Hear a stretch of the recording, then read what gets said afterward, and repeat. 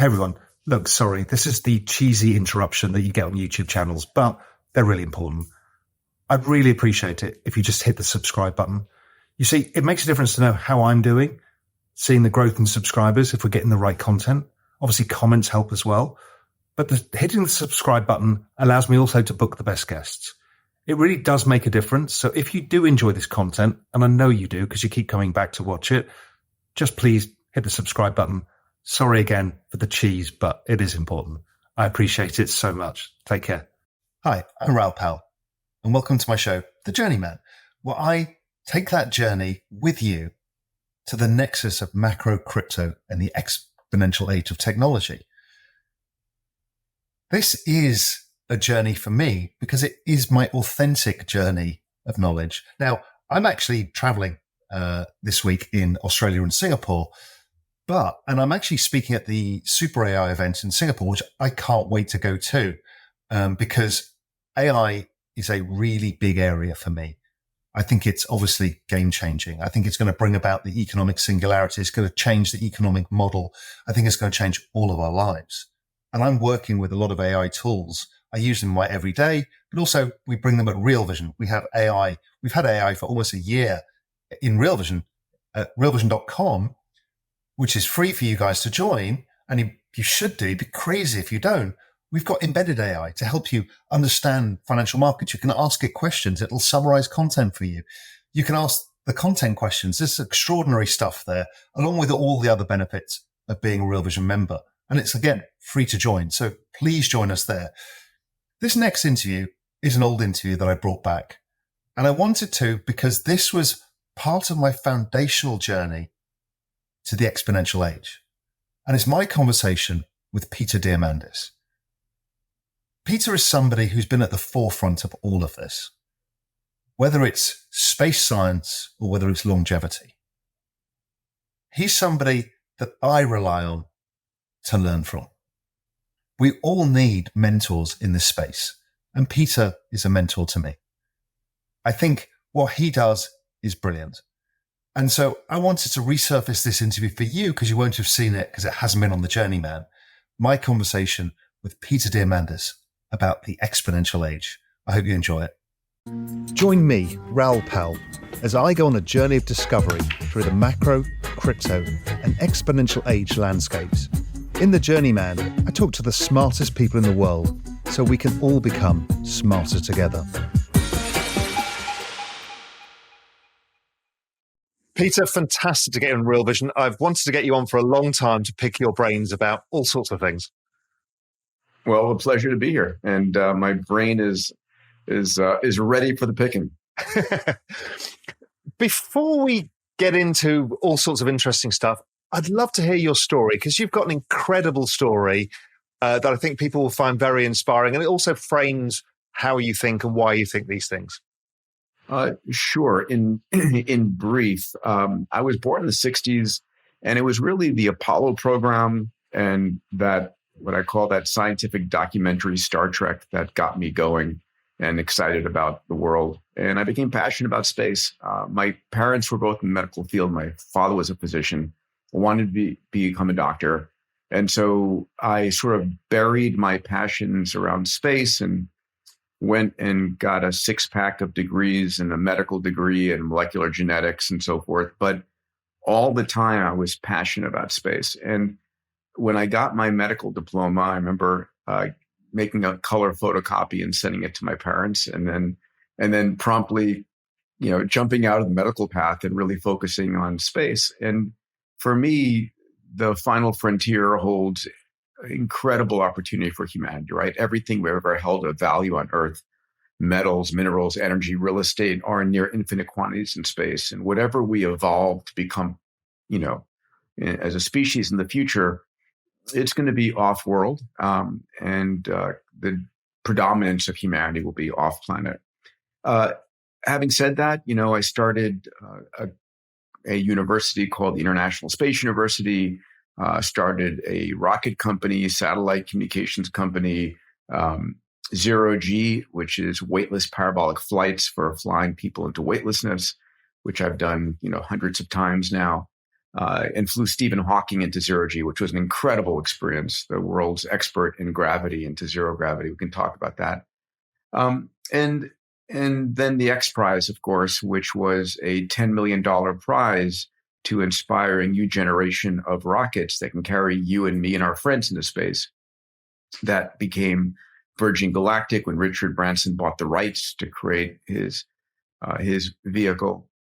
And, after my focus in space, which I still am super passionate about, I became enamored with exponential technologies. I'd gotten to know Ray Kurzweil, who became my co-founder at Singularity University, and had read his book, The Singularity is Near, and realized that, as much as my passion of space was capturing my mind, what really was happening right now that was transforming the entire planet was the implications of these exponential technologies, riding on top of Moore's law, this explosive capability, right? So computation, sensors, networks, AI, robotics, 3D printing, synthetic biology, augmented virtual reality, blockchain, all these technologies were exploding at the same time that computation. So, for 20 years, through Singularity University, through a program where I coach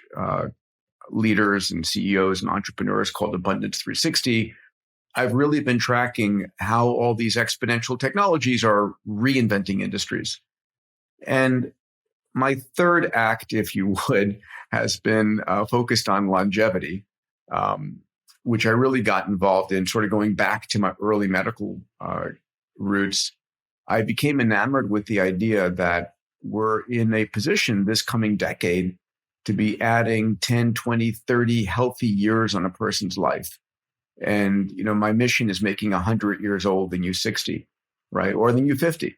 But what are the implications for that? And if you can add those 10, 20, 30 healthy years, what new breakthroughs will you intercept? Will you encounter that might add another 20, 30, 50, 100 years on your life? So, these are the games I play in. And I've got a $500 million venture fund called Bold Capital, a bunch of companies in the longevity space, which we can talk about. And so that's me in a nutshell. I have a few New York Times books. Yeah. Incredible. Did you think when you started, when you were the boy thinking about space, that you would be so involved in the kind of future of where the world is going? I don't know that I was early on. What I found was when I followed my passion, what I wanted to do, not what I was told to do, it was extraordinary and fun, right? So I have a few times I've started a business. I'm on my 24th or 25th company these days. A few times I started a company just to make money. And those were dismal failures because they didn't capture my heart and my soul. But when I've started something, whether it's a nonprofit, a for-profit, whatever it is, where I really believe in it, where I'm willing to go that extra mile, that's where I end up with success. So I really speak to passion-driven entrepreneurial journeys. Hey, everyone. Listen, if you want to unfuck your future, let me help you. Follow this channel, subscribe, click the notifications, and you'll get everything as soon as it comes out. See you there. And I guess that passion gives you both the momentum and the ability to cope with doing so much, because you're doing an extraordinary amount of stuff for one person. Sure, you've got a team and everything else, but it's a lot. Yeah, it is. I appreciate it. And, I like to say I've got two jobs. One is to allow my passion to keep me excited so I can convey it to people. And the second is to find great people to run the business day to day. So I typically, when I start a company, will take a role as chairman or vice chairman or executive chairman, whatever, and hire a CEO to run the business day to day. And sometimes I'm lucky in finding an amazing, leader, and sometimes I'm not. And then it's painful, but just like everybody else. Yeah, because suddenly you have to get your hands dirty because you've got the wrong person in the role, but you get there eventually. Yeah. So I'd love to dig into some of these kind of key areas. we had a fantastic conversation with somebody who's now gone into the space business, in investing in the space business. And he came out of the Jet Propulsion Labs at NASA and kind of explained where he saw space going, which was, he was talking about, yes, we should have a base station on the moon pretty soon. Yes, we'll start mining. Yes, we're creating networks. Yes, all the satellites. How do you think space is going to evolve? If you're looking out, let's not worry yet about the next 20 years, but let's think about the next 10, because things are moving so fast now. This is a reality.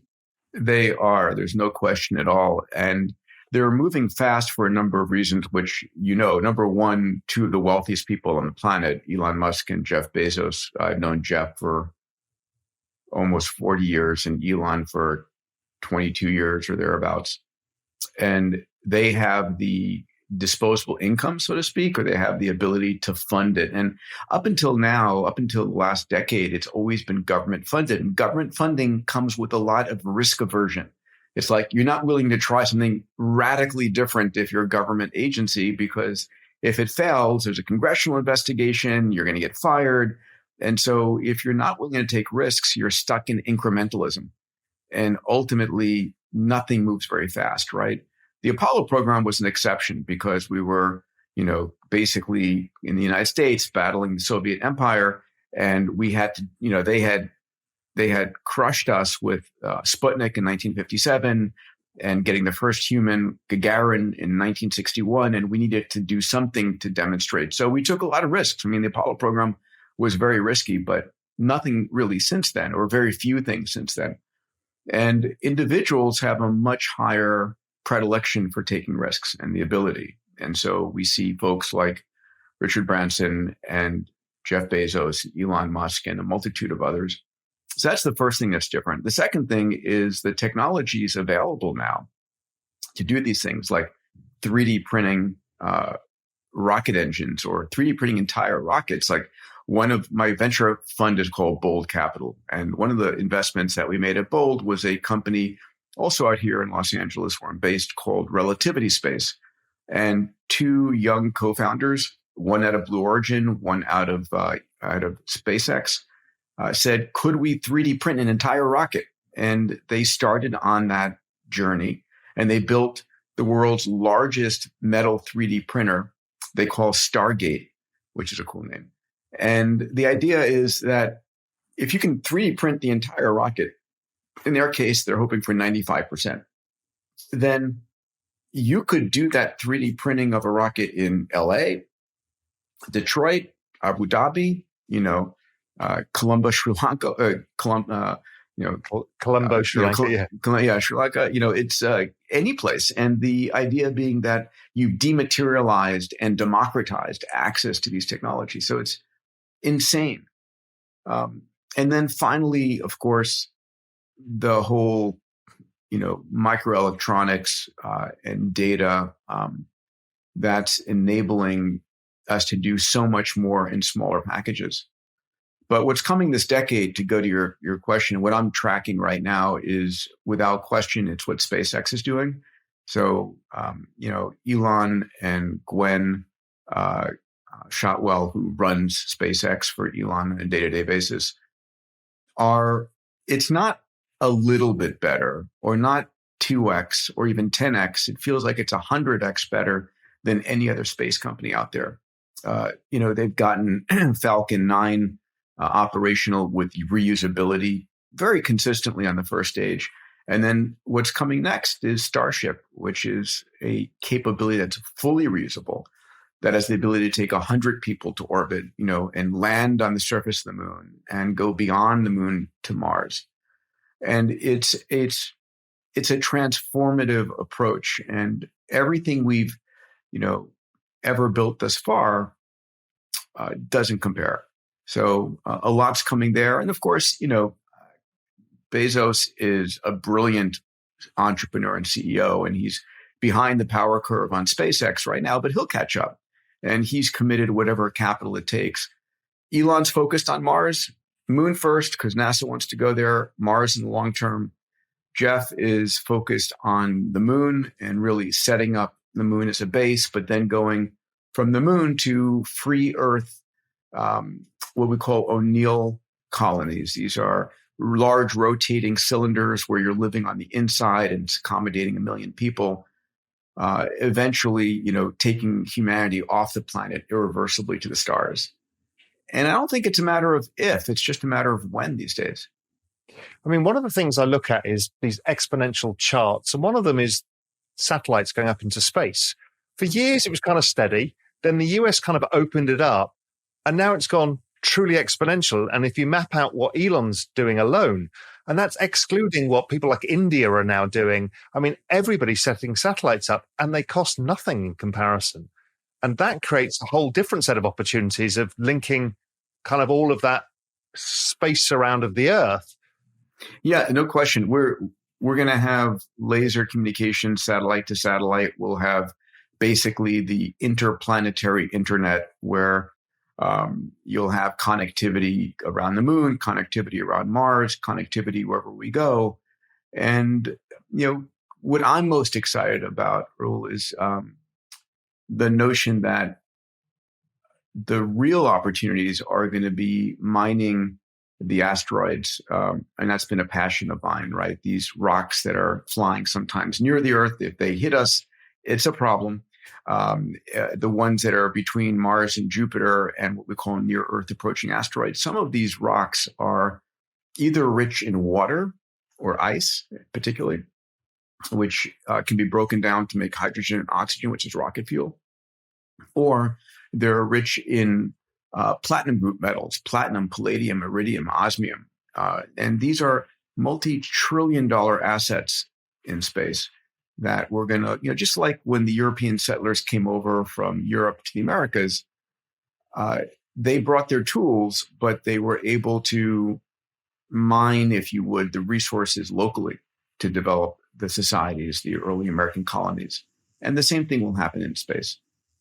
It feels to me that this is basically going to add an entire layer of GDP that didn't exist because, we're kind of confined by the physical world. We'll talk about the metaverse and other stuff in due course, but in the physical world, we're constrained by resources. And what you're basically saying is a lot of those resources will no longer be constrained.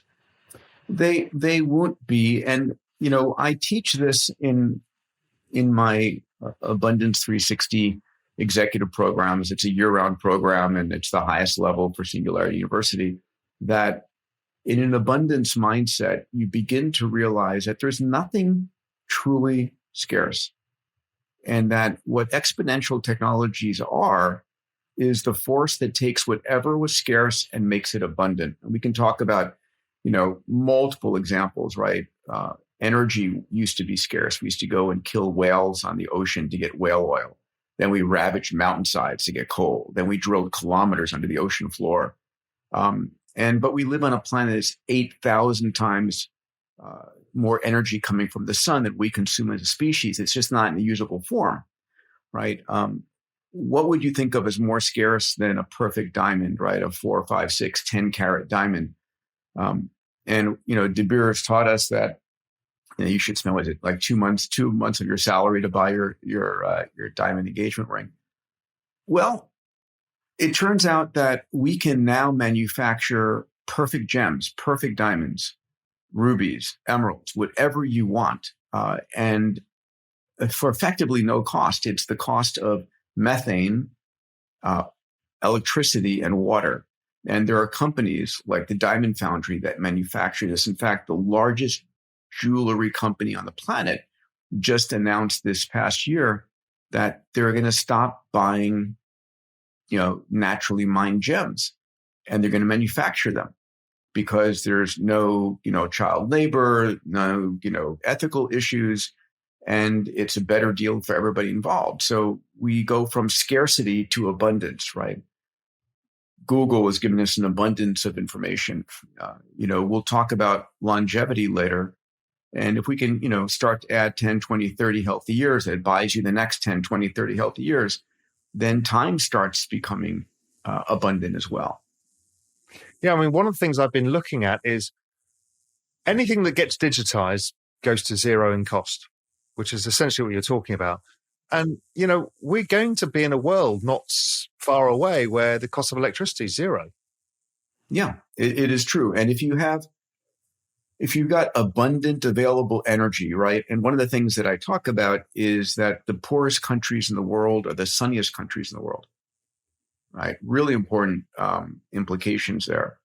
If you have abundant, or let's call it even a squanderable abundance of energy, you can get all the water you want. You can pull water out of the atmosphere. You can desalinate water.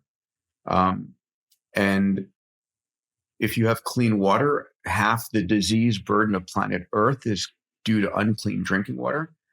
So all of these dominoes begin to tip. You have electricity for internet or to have lights at night for you to read if you're a student. So this becomes an extraordinary world of abundance. Looking at the next part of your thesis is the exponentiality of all of these technologies. We can't talk about all of them, but there's so many things that are now not ideas. They might have been 10 years ago, like 3D printing was just rolling out, but now these things are all going exponential as they're starting to be adopted and all these networks are interconnecting. How is this all playing out? Because I'm not sure humans are quite prepared for the amount of change we're about to see, because everything is about to change. I agree with you. I agree with you. Well, I mean, listen, I've got 10-year-old twin boys, and they are thriving in this universe, right? The challenge is that the majority of our government leadership are typically in their 50s, 60s, 70s, 80s, and they're not prepared for the level of change. So it's the institutions, whether it's government institutions, religious institutions, or the industrial complex that's in place.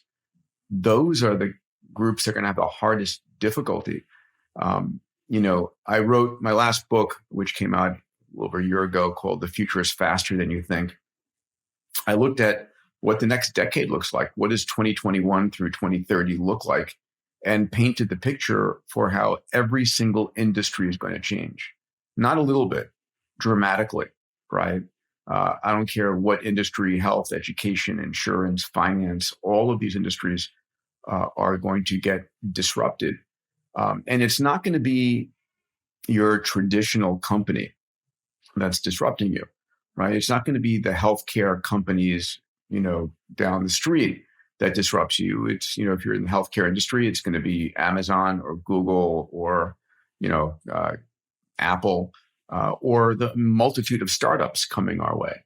And the beneficiary for all of this disruption is going to be the general public, right? It's not going to be just disrupting for the heck of disrupting, right? So when Zoom disrupts the travel industry and allows people to work from home, listen, the travel industry suffers, and the large real estate companies that are holding all these office buildings suffer. But the public, the general public, it's like, oh my God, this incredible free resource. It makes my life that much easier.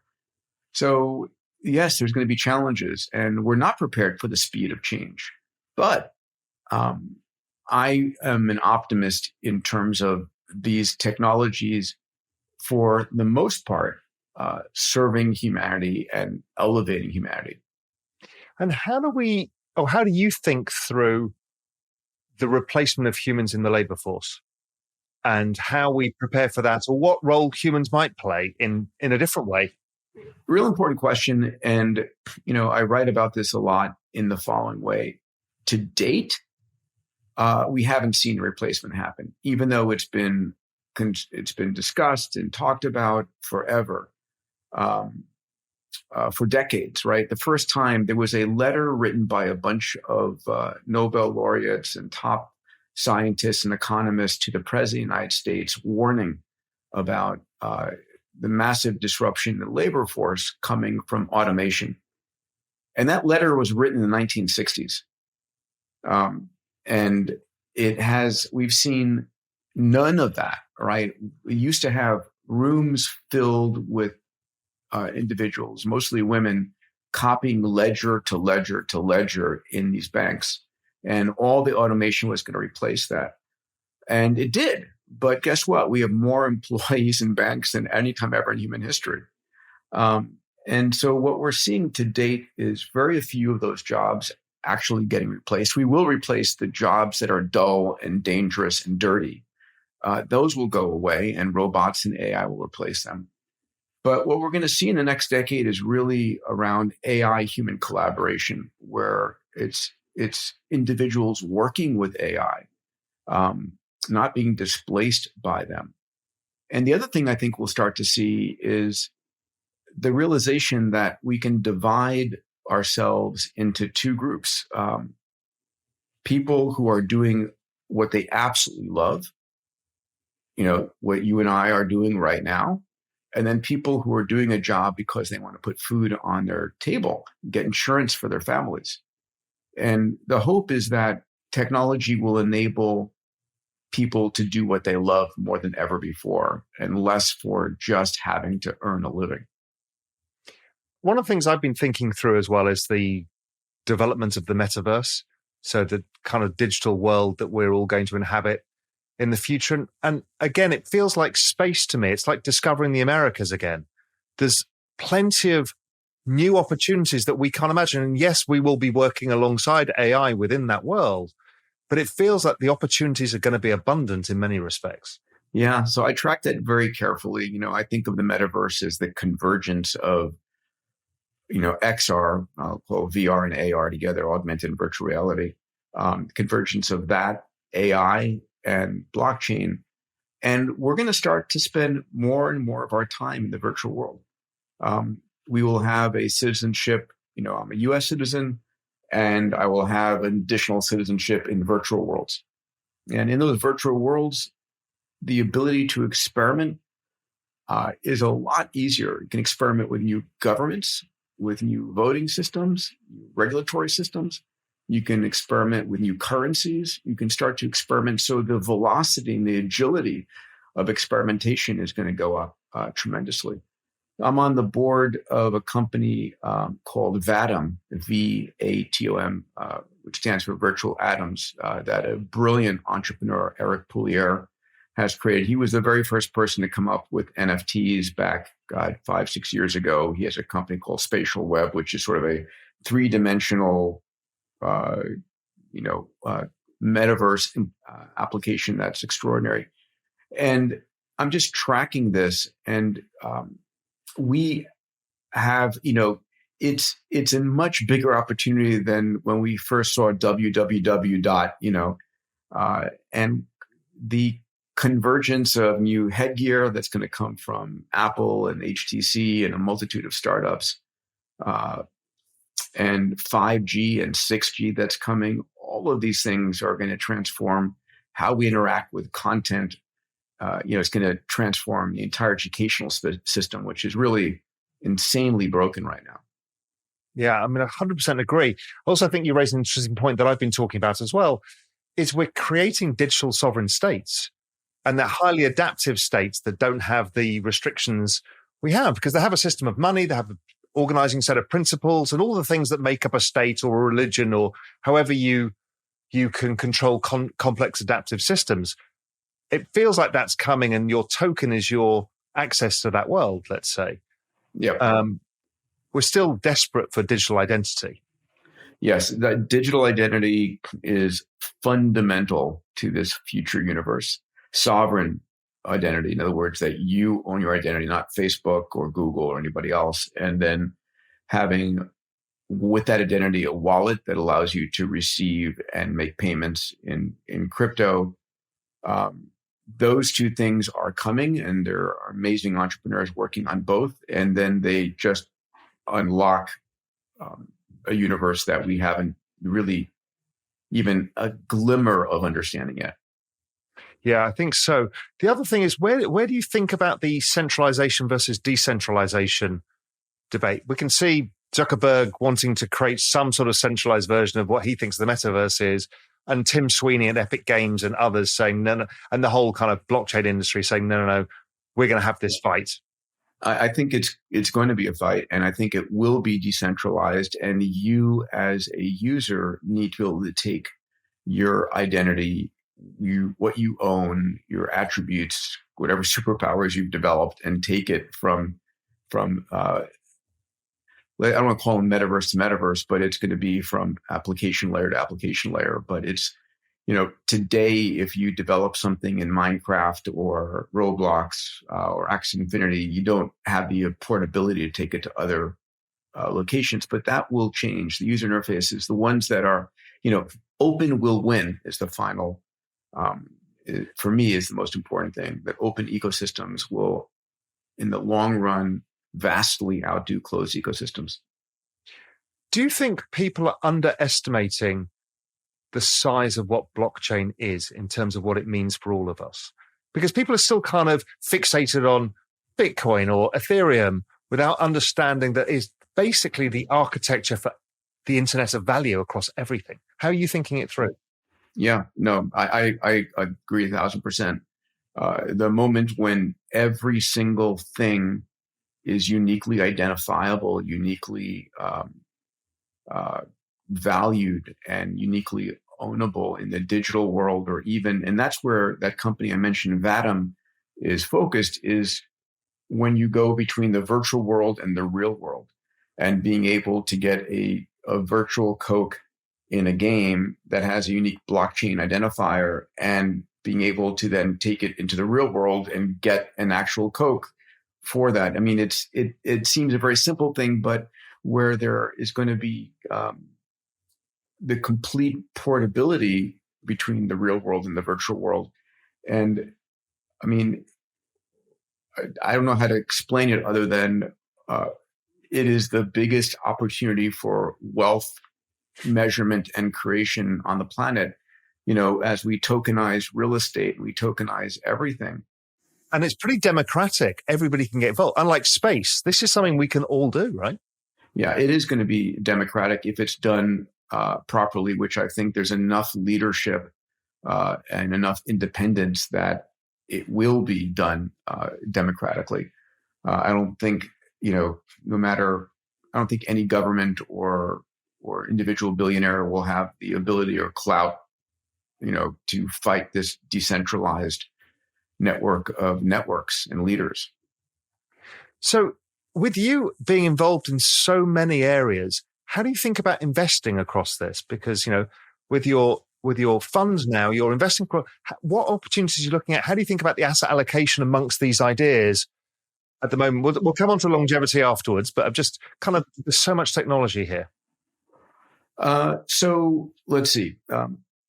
Let's start with cryptocurrency. I try and keep most of my my liquid assets, my cash, if you would, in Bitcoin and Ethereum.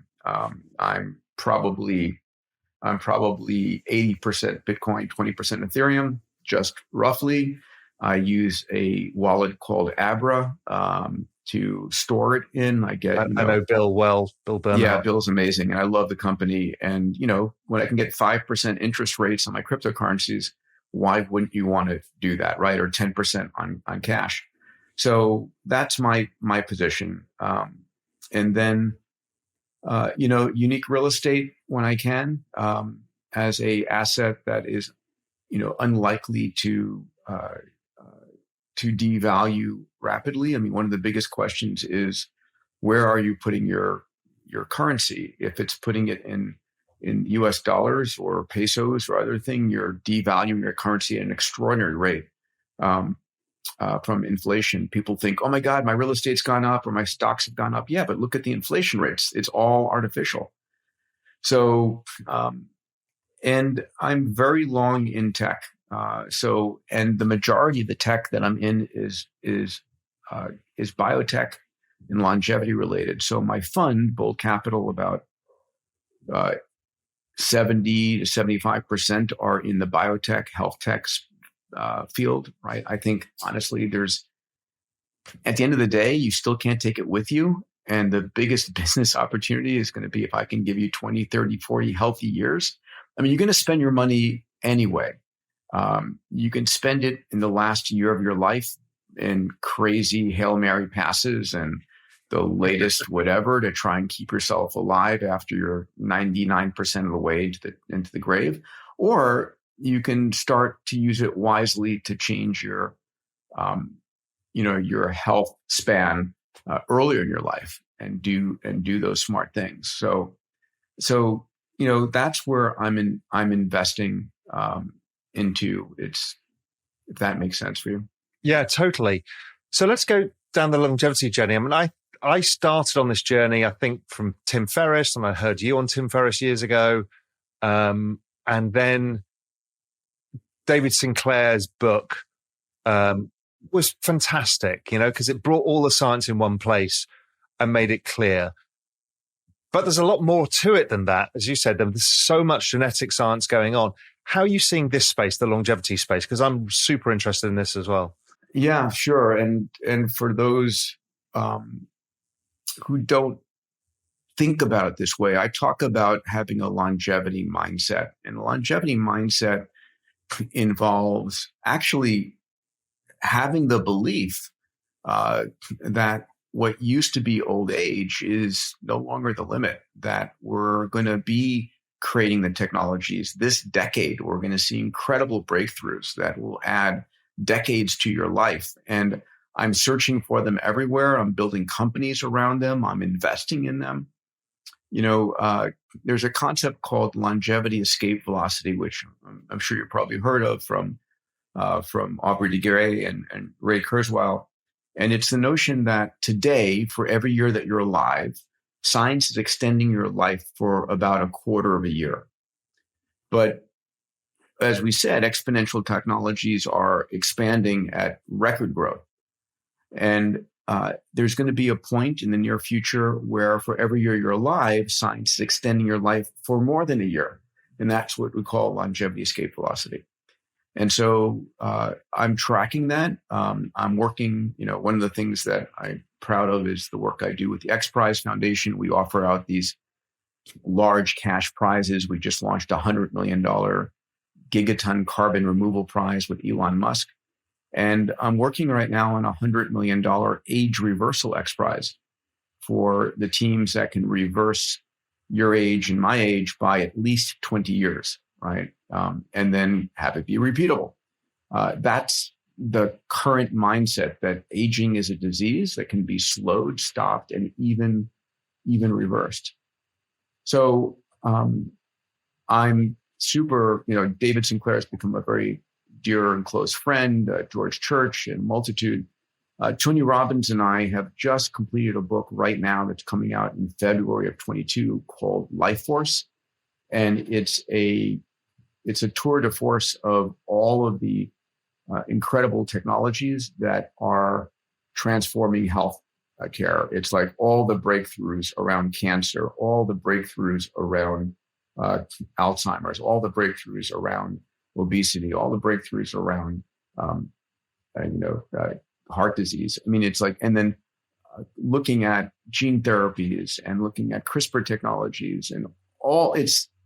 This book is if you're not optimistic about our ability to add, tremendous years on our health span, you will be after you read this book. So super pumped about it. It's meant to be of service to the world, to say, listen, guys, this is the most exciting time ever to be alive. And it's never been better. The only time more exciting than today is going to be tomorrow. And here's what's in phase 1, phase 2, phase 3 clinical trials. Here's what's coming down the pike. I mean, how the hell do you keep on top of it all? Oh, it's incredibly difficult. It's incredibly difficult. And so I'll tell you one thing I've done is I created an AI engine that scans all the world's science and tech news every day, hundreds of thousands, millions of articles. And I used to have a team doing this, and it just became inefficient. And so I created a neural net that the neural net consumed all my books, all my blogs, and it said, this is the kind of stuff that Peter's interested in. And then it created a positive semantic filter. I'm not interested in dystopian news. I don't care what the Kardashians did or, what Britney Spears is doing, just zero interest in that. But I am interested in how converging exponential technologies are transforming industries. How are they going to transform every industry out there? So I created two elements. They're free to everybody. People can go to FutureLoop.com and sign up. It's free. Every day you'll get a blog. You'll get an email of like the top 15 articles with a beautiful summary, an image, a title of this is a breakthrough coming from converging technologies that are going to change space or energy or whatever, all these industries. Is this written by GPT-3 or is this by a human? We are using GPT-3, but it's fully autonomous. I have an incredible head of AI in our team, Morgan McDermott, who's written everything. And GPT-3 will just improve the quality of it. But I use that every day to track all of the converging exponentials. And then, so it's futureloop.com. And then you can go to longevityinsider.org. And that's again, an AI created newsletter that I use. Everything that's going on in the longevity space. It's scanning all the tweets, journal articles, newspapers, magazines, everything. What a fantastic idea, because it's so hard to keep on top of. And by applying technology to do it for you and then delivering it in a way that's digestible, this is a genius idea. Well done. Thank you. So I hope folks will use it. My mission is to get people out of the dystopian mindset that you get from watching Fox or CNN, which I call the crisis news network, where every murder on the planet is delivered to you in high fidelity every second of the day. It's like, I don't need to know this stuff. I really don't. No, I think there's a fear around change that I notice everywhere. You see it on the internet. People fear change. It's a mindset. But if you can flip the mindset to say this is the opportunity, the best opportunity we've ever had, whether it's as an investor or as humans, it kind of opens your eyes to how amazing this all is. Oh, it is. I'll just mention a few other companies that I've started in the longevity space. One company I'm very proud of called Cellularity is the largest cellular manufacturing company. We collect placentas. When a baby is born, you can store not only the cord blood, but the placenta with us. And the placenta, I think of as the 3D printer that manufactures the baby. It generates all of the stem cells, all the cells from that baby. And so from the placentas, we generate a very rich supply of newborn stem cells, of natural killer cells and T cells that are useful in fighting viruses and fighting cancers. And there's a whole cells as medicine line of business that Cellularity has. The company just went public like 2 months ago. Another company is called Vaccinity, VAXXINITY. And Vaccinity is developing vaccines to treat chronic diseases.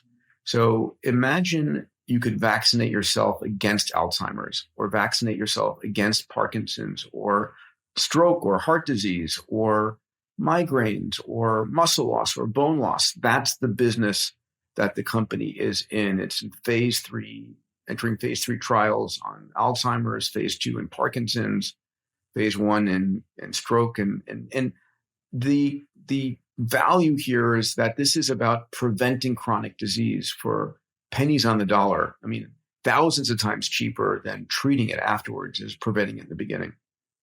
One other company is a company called Fountain Life.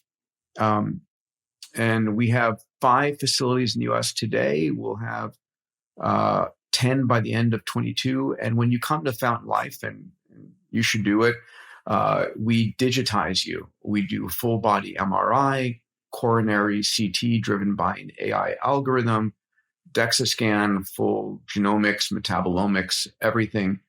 And we upload 150 gigabytes of data about you. And the goal is to catch anything at stage 0, right? We're eventually going to die from something. Hopefully we'll extend life eventually. But most of us are optimists when we think about what's going on in our bodies. We actually have no idea, right? You end up in the ER with a pain in your side. The doc says, I hate to tell you this, but you've got this and this. Well, it didn't happen that morning. It's been going on for months, maybe years. And so every year, through Fountain Life or another sister company called Health Nucleus, I go and I upload myself. And I do it every year, and I feel naked if I don't, because I want to know what's going on inside my body. And people say, I don't want to know. It's bullshit. Of course you want to know. You want to know, and you want to solve it at the very beginning. So anyway, those are just some examples. Yeah, I'm taking lots of notes because there's all sorts of interesting stuff. And I'm at the age 53 years old that, I'm focused quite intensely. So let's talk a little bit about your own regime for longevity. What do you do for yourself? What are the tips you'd give me as a 53-year-old about, diet and supplements or whatever you think? So let's run down it. There's lots of stuff coming, but let's not talk about the incredible gene therapies or with pathway manipulations or all of that coming. What you should be doing right now is, first of all, it's the basics. It's sleep, exercise, diet, and mindset. Let's talk about each. On the sleep front, when I was in medical school and graduate school, I used to, pride myself on getting by with 5.5 hours of sleep. And it's like, the realization is your body needs 8 hours of sleep, period. Whether you get it or not, that's what your body evolved to have. And ultimately, if Darwinian evolution could have done away with a couple hours of sleep, it would have, because we are not being productive. We're completely open to predation. We're very vulnerable when we're sleeping. And so if you can get away with not having to sleep, that would have been amazing. But we need hours of sleep. So I strive for that. My tricks are, first of all, I wear my Oura ring to measure it and gamify how much sleep I get. Second, I set my temperature in the room down to 65 degrees because a cold atmosphere keeps you sleeping longer and deeper sleep. I have what's called a chili pad, which is a water-cooled pad underneath the top blanket, and that cools down the bed. I use a mask to block out, which I love. It's called a Manta mask, M-A-N-T-A, and I use it all the time because it has a foam pad around the eyes and on top of that, so it's very comfortable to wear. And then I have a sleeping pattern I try and keep, which is I'm in bed whenever possible by 9:30, and I get up at 5:30, and that's my sleeping. And do you take magnesium or anything like that? I do take magnesium. On occasion, I'll take some melatonin, but I have a pretty good sleep record. So I have a whole slew of supplements I take. And in the book coming up, Life Force, I disclose in detail everything I'm taking, hormonally, peptides, nutraceuticals, supplements, and so forth. On diet, I've been a vegan for years. I went on keto diet for a year. I've tried all kinds of different things. And what I've come back to in the final result is there's no one diet for everybody. It just isn't. But there is one or two truths for everybody. And the first is get rid of sugar. It is the hardest thing in the world, but sugar is the killer. Sugar causes inflammation. Sugar causes heart disease. Sugar causes neuroinflammation. When you're talking about sugar, are you just talking about sugar itself, or are you talking about carbohydrates in certain forms? So first and foremost, I've been doing keto for 3 years, and it works well for me. But first and foremost, it's getting rid of pure sugars, right? I mean, like your breakfast cereal is poison. Your a tub of ice cream, all those things. Now, it doesn't mean I'm an angel. It doesn't mean I don't have a piece of chocolate or something once in a while. But I look at sugar as cutting my life short. That's the way I physically look at it. And yes, getting rid of high glycemic carbohydrates, white rice, white breads, those sorts of things. I cut those out as well. So it's just reducing your blood sugar spikes, which are so dangerous. The next thing is intermittent fasting.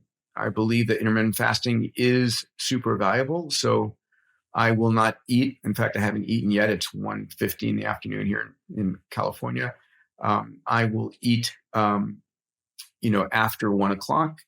I'll have a lunch, typically like a Greek salad or something reasonably light. And then I'll have one main meal at dinner at 5:30. You're kind of 16-8 or something like that? I'm typically 19, whatever's left over, 19.5, like between 1 and 6. Because I've been experimenting with kind of 20, 21, 3 or 4. I've enjoyed it. It's whatever you can keep up, honestly. Yeah. And what about that form of intermittent fasting versus like a full day fast once a week, 24-hour fast? Yeah. Does it make a difference or not really? There's lots of debate. I don't have an answer. I don't know. If I don't know, I'm never gonna say. The other thing I do is lots of water. I try and do at least 2 liters, if not 3 liters of water a day. I got rid of all sodas. I'll typically, for protein, have fish. I stay away from all dairy and beef, but that's my preferences.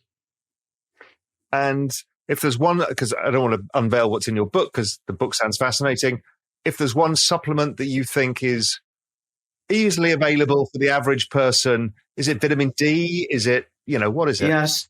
So, it's a lot of the same things that David Sinclair talks about in his most excellent book, Lifespan, right? So I take 1 gram of NMN. I do take 1 gram of metformin. I take vitamin D. I take high-grade fish oils. So those are some of the things that are there. But, I put out a blog once a year updating people what I take. And by the way, if anybody goes to Diamandis.com, I put out 2 or 3 blogs every week. Typically one is in longevity and 2 are in the exponential tech space. And you can, at Diamandis.com, you'll get a prompt if you want to get the blog.